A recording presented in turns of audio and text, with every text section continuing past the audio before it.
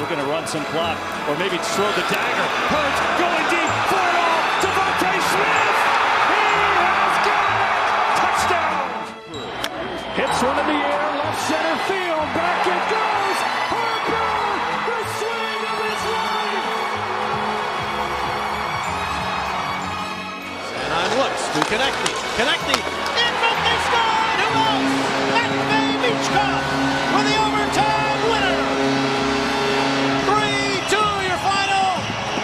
Beachcoff Magic in overtime. The Knicks up by 3.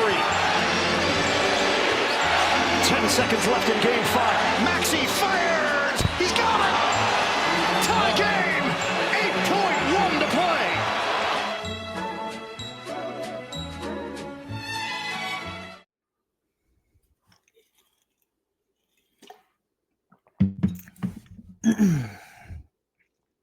Welcome, episode 6, Philly Fan Cave podcast. It's going to be a quick one today. I don't know how quick.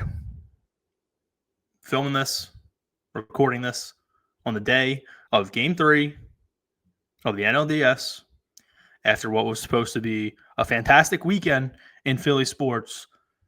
It was absolute shit. And here we are, Wednesday, on the brink of elimination for the Phils. The Birds have their first loss in almost like a year. And I want to get this out of the way now because the Phils may be done after tonight. So we're going to recap Birds and Broncos from last week. We're going to recap the first 2 games of the Dodgers series, which is going to be very quick because there's been nothing positive really to talk about. Then we're going to talk about the Flyers who start their season Thursday night. And we're going to wrap this up as quick as we can. Nice easy episode this week. Very frustrated. I really don't even notice that. We'll start with the Birds as per usual. Tough loss to the Broncos. Didn't have it. They just didn't have it. Knew it was going to be a tough game. Started off okay and couldn't get the job done. Bottom line, couldn't get the job done. And for the first time in forever, the Eagles have lost. We need to deal with it, accept it, and move on. We have the Giants Thursday night. The highlights from the Eagles game. We saw Hurts throw the ball downfield a little more, and all the Hurts haters and everything said, Jalen Hurts can't throw. Jalen Hurts can't do this. The Birds can't win because he's a running quarterback. That's not the case, okay? Jalen Hurts threw the ball enough, threw the ball plenty, almost too much. 23 of 38, 280 yards, 2 touchdowns. The Eagles lost the game. So all the people out there that have been, Jalen Hurts needs to throw the ball more. They lost. So clearly Jalen Hurts throwing the ball more, nearly 40 times, is not the solution for this Eagles team because they were winning. And they lost. Now, I'm not going to get into the referees. There was a bunch of missed calls. That's not an excuse for why the Eagles didn't win this game. Would it have helped if we had that pass interference called on Goddard that should have been called? Yeah, obviously. Would have put them in a better spot to score at the end of the game to take the lead. Didn't happen. The refs blew it. It's fine, but the Eagles shouldn't have been in that position to begin with. Saquon only having 6 carries, 30 yards. He was running the ball well on those 6 carries, averaged 5 yards a carry on those 6, and we just decided we're not going to run the ball. All the things we've been worried about with the offense basically came to a head on Sunday. And I think that's the main reason the Eagles lost.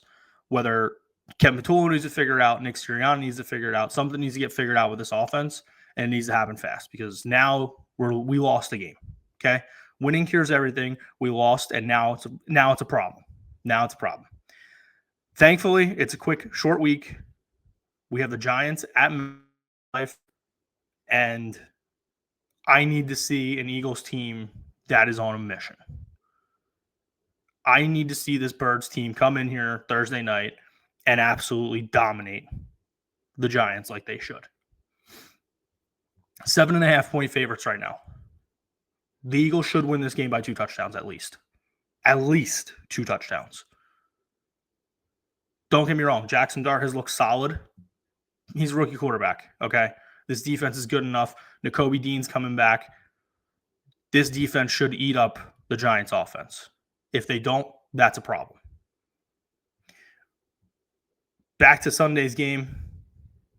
A.J. Brown with the cryptic tweet, had a bunch of targets, ended up finishing with 5 catches for 43 yards. Nearly tackled Devontae Smith on the Hail Mary to end the game. I don't really have anything. It's just frustrating. And it sucks because it's a game they should have won. They're better than the Broncos. The Broncos are a good team, don't get me wrong. Bo Nix look good. But it's a game that they should have won. And they did. So try not to freak out too much. And I feel like the Phillies losing the first 2 games of the Dodgers series is bleeding over into my frustration about the Eagles, because I'm not really that frustrated with the Eagles. It is only 1 loss, and I do think they're going to kick the Giants' ass on Thursday night. The Phillies losing the first 2 games to the Dodgers have thrown off my entire mood all week. So we'll move forward. Giants Thursday night, division game. Take care of business at MetLife. Make sure everyone stays healthy on that cursed field, which don't love the idea of Nakobe Dean coming back and playing his first game on that field. But hey, I guess that's one way to test that you're back to 100%. I don't know. It seems like a dangerous game to be playing. We'll see. The Eagles need to blow the Giants out. Make a statement. This needs to be a statement game from the Eagles. Like, hey, yeah, we lost. We're figuring it out. Closed door meeting with AJ, Saquon, and Jalen Hurts earlier in the week. Cool. Great. Hopefully they figured some shit out. Let's move on. We're at the Giants. Let's take care of business. Let's get back on the winning track. And that's where we're going to leave the Birds talk. Short and sweet. We lost. Let's move forward. Job to do Thursday night. Let's get it done. We move to the Phillies. Now, you're going to be listening to this. The series is either going to be over or we're going to have a game 4 Thursday night. Sitting here recording this on Wednesday night, right before the game, this series is over. Regardless, even if the Phillies win tonight, don't think it's going to happen. I think the series is over. The same problem that we've been worried about has reared its ugly head once again. The pitching has been phenomenal. The hitting has gone ice cold. Your top 3 guys in the lineup have been nowhere to be found. It's been embarrassing. MVP candidate Kyle Schwarber has done nothing. Bryce Harper has done nothing and has come up short once again in clutch moments. Trey Turner, $300 million shortstop, can't make a good throw to get an out and has done nothing at the plate. What the fuck are we doing? Like, it's pathetic in performance from the top 3. If by somehow, some miracle, this team comes back and wins this series and gets hot, great.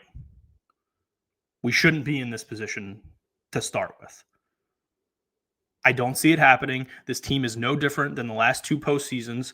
And I thought, hey, there was a little part of me on Monday night when they were making that rally in the bottom of the 8th and the bottom of the 9th that this team was going to be different.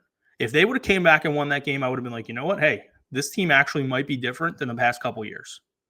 But they're not. Why? Because Rob Thompson decided to have Bryson Stott, who's had clutch hits against left-handed hitters in the postseason before, bunt with the slowest guy on the team at second base. And what happened? Castellanos is thrown out at third. The rally's killed immediately. The Phils lose 4-3. Anyone else on second base who's a little bit faster, then I'm kind of on your side where it's like, all right, hey, do the bunt. Let's see what happens. The fact that you tried it on the first pitch and it didn't work because the pitcher missed his spot. The fact that you tried it on the first pitch, you saw the second baseman, Mookie Betts, or the shortstop, Mookie Betts, going over to cover third, Muncy charging in. You should have called it off right there. That is when that bunt play should have been called off. You should have let Stott just swing away. You didn't. You killed any and all momentum with that bunt attempt that the team had. All of it was gone right then and there. The decision to bring in the same guys that we saw in game 1 when you had a full bullpen earlier in the day said that Ranger was available.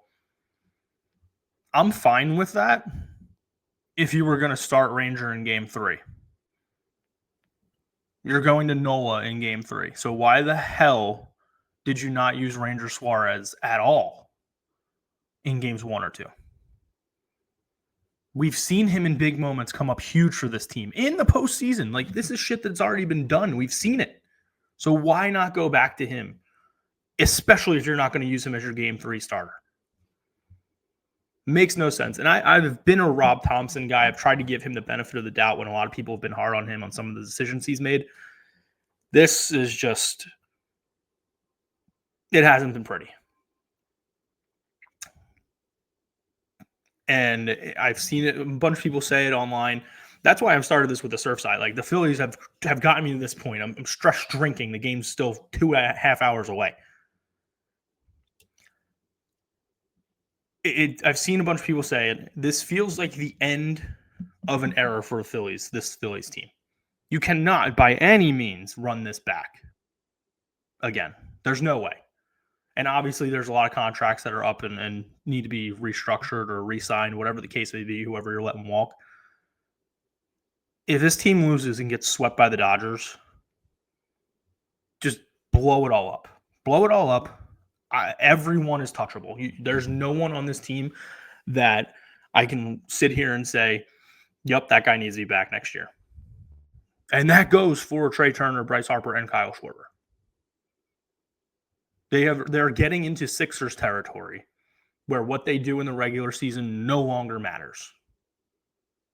If you're not showing up in the postseason when we need you most, while we're paying you these outrageous numbers, I don't want to see it anymore. There's a reason that a lot of people have checked out on the Sixers, because they do the same thing every year. Great regular season. Come playoff time, they choke. And that's what this Phillies team is doing. Maybe this team is different. Maybe they are. Maybe they get one here tonight in LA.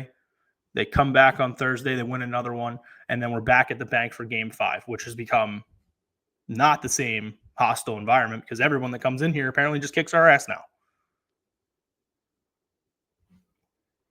Is this team different? No.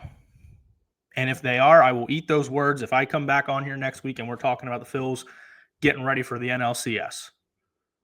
I will eat my words on that. I will gladly do that. But I don't think this team is different than what we've seen the last 2 postseasons. They've proven it so far in games 1 and 2. Probably going to get proven again tonight in game 3. And if not, it'll be in game 4. I want to believe so bad. I really do. But there's no part of me that feels comfortable or any sort of hope from this team. Maybe I'm wrong. But, and if you want to call me a fair weather fan for that, I've seen it so many times. It's so annoying at this point where I can't get my hopes up. It was the same thing in the 9th inning. It was like, all right, we're down within 1. Got the hopes back up. You was ready to go. I was like, all right, maybe this team is different. And then they weren't. Been here before.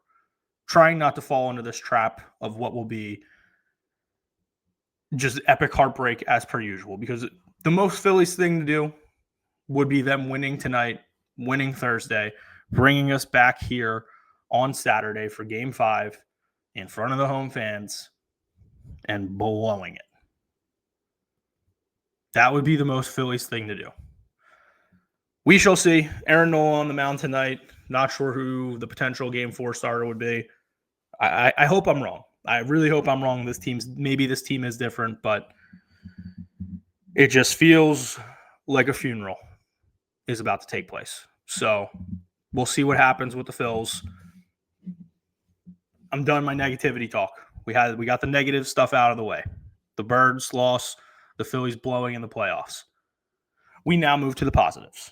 Philadelphia Flyers are back. Thursday night, we got a possibly 3 games, most likely just 2, with the Birds playing the Giants and the Flyers kicking off their season against the Florida Panthers. The roster is officially set. Not too many surprises. We'll go through it real quick. As to the opening night roster, we'll start with the forwards. Rodrigo Abels did make the team. Yeah, of course, Bobby Brink, Noah Cates, Sean Couturier, Nick Delorier, Christian Dvorak, Tyson Forster, Nikita Grabenkin. Hopefully going to be in the lineup Thursday night. Rick Tocchet said earlier today, if he's not in the lineup Thursday, he will be playing Saturday. Garnet Hathaway, obviously, Travis Konechny, Jet Lukchenko for the second consecutive year out of training camp makes the team. Matvei Mishkov, Owen Tippett, Trevor Zegras. So there's your forwards. Again, no real surprises. Grabenkin and Abels, probably the 2. Lukchenko had a great camp. So did Grabenkin and Abels. The thing is, with Lukchenko, you have 9 games, right? Just like last year. You have 9 games again. Let's see what he can do. Let's see if he is NHL ready. If not, you send him back down to the juniors, which is unfortunate because if he's not NHL ready, you would like to see him go play with the Phantoms, but with the rules, he's not allowed to. Grabenkin, he's a guy who looked great in the preseason. And I think he is going to surprise a lot of people this year. So I'm excited to see what he can do.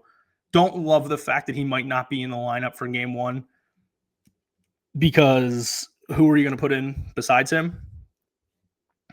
Look, I'm all about, having toughness, having guys to protect people. Nick Delorier doesn't need to be on this team. Doesn't need to be in the lineup. I'm sorry. I love what he brings to the table, but you don't need him in your opening night lineup. You don't. Granted, Florida is a big physical team, so I'm sure, obviously he'll help, but I'd rather see a guy that could produce offense in Grabenkin. And I want to see what Abels can do as well. And you're not going to not play Lukchenko either. So those are the 3 guys I think that should be in the lineup instead of Delorier. One of those 3 is fine. But we'll see how it looks come Thursday night. Then we get to the back end. The back end is a mess. The defense of this team, I have no words. Unfortunately, Cam York is starting the season on IR. See how long he ends up being out for. Ristolainen's already on IR. So there's two of your top 4 defensemen not playing.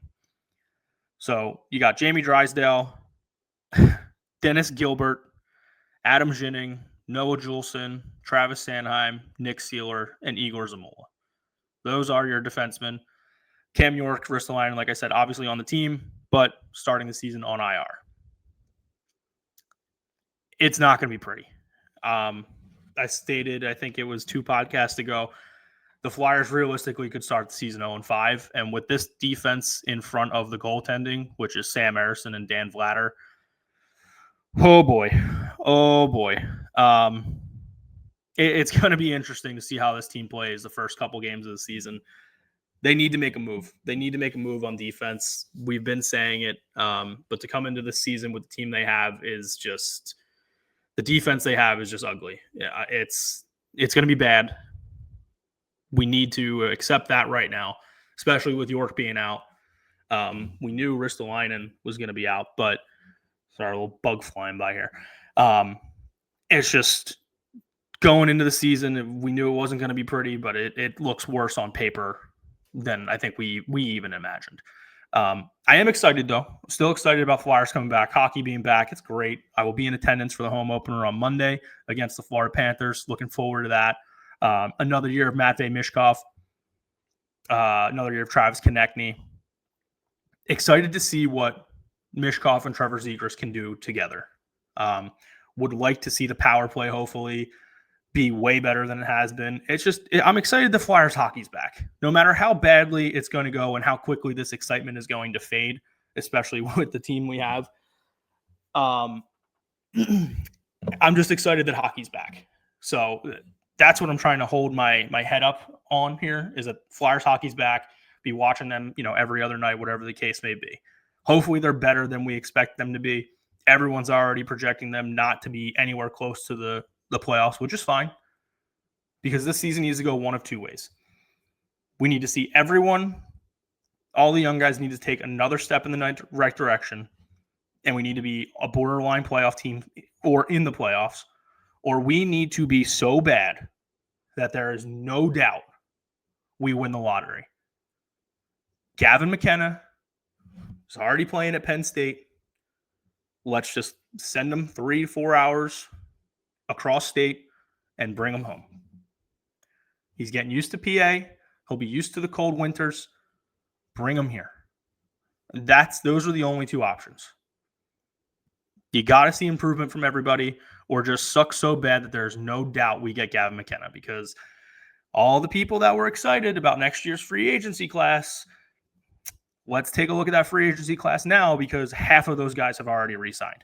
Eichel just re-signed. McDavid re-signed.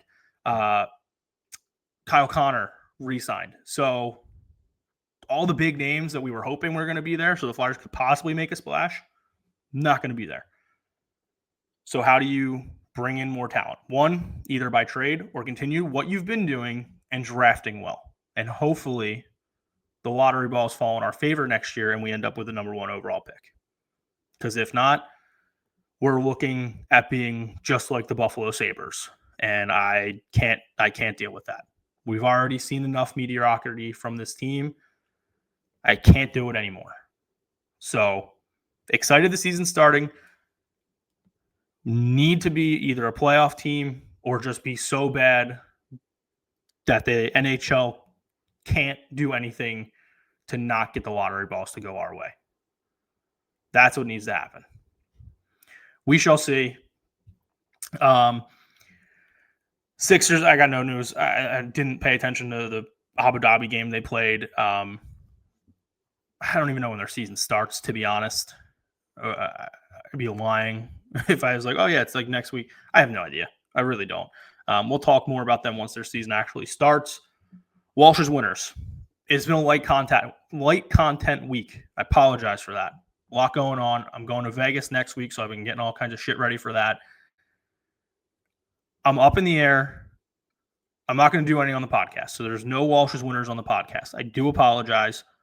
There will be the blog that'll come out, so make sure you tune in for that. That'll be coming out probably Thursday morning, so you'll have everything ready for that for college and NFL. Yeah, the big Lewalski. I decided to go with a heart pick on the other night on Monday, and that clearly backfired with the Phillies just blowing it. So the big Lewalski, will there be one this weekend? We'll see. There might be. I need to see how my night goes tonight, and we'll go from there. Okay, but the Phillies got me down bad. Okay, so hopefully they can figure it out. Maybe we'll get a little more excitement going. But yeah, Walsh's winners will be in blog form this week only. Probably have some, short videos coming out on the socials for some of my picks. As for next week, like I just said, Flyers home opener for me on Monday, heading to Vegas on Wednesday. Up in the air about a podcast episode. Might have one come out Monday. Might do a recording on Sunday after some of the NFL games, release it Monday. We'll see. We'll see how my weekend goes, see what's going on. I'm going to try and get some content out for you guys while I'm in Vegas. Going for the When We Were Young festival on Saturday. Get to see Blink-182, Panic at the Disco, the 2 headliners. Bunch of other great bands going out there. Looking forward to that. But yes, podcast hopefully will be coming out next week. At least something. Probably if the podcast comes out, it'll be on Monday. If not, I'll double up the following week for you guys with a bunch more content. So I apologize for the light content the last week and a half. And next week, I apologize because the content's probably going to be even lighter. But once my vacation is done, I'll be back in the groove. So again, wanted to keep this episode short and sweet. Hopefully you enjoyed it. Hopefully we're going to get at least one more Phillies game. If not, whatever, they deserve to lose. And we'll discuss that on the next podcast. So as always, Walsh out. Make sure you like, subscribe, comment, share with your friends, family, whoever. And we will be back possibly next week, if not the following week, for another episode of the Philly Fan Cave podcast.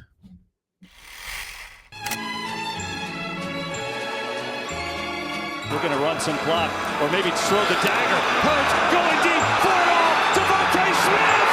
He has got it!